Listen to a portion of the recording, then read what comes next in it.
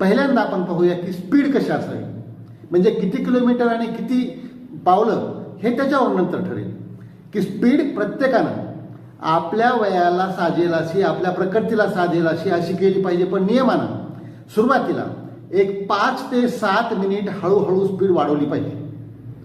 एकदम फास्ट नाही सुरू करायचं. 5 ते 7 मिनिट हळूहळू स्पीड वाढवायची. त्यानंतर 30 ते 40 मिनिटं 45 मिनिटापर्यंत वाढवलेली स्पीड हे मेंटेन करायची. मध्ये थांबायचं नाही, मध्ये कुठं बसायचं नाही, मध्ये कुठं गप्पा मारत असं नाही, ते स्पीड मेंटेन करायची.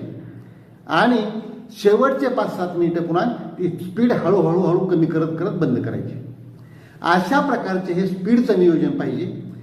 आता ही कोणत्या वेळेला व्यायाम केला पाहिजे, काही त्याचा आपण हे करू की सकाळचा व्यायाम हा चांगला असतो संध्याकाळच्या व्यायामापेक्षा. याच्यावर आपण एक वेगळा व्हिडिओ केलेला आहे, तो तुम्ही पाहू शकता. तसंच व्यायाम हा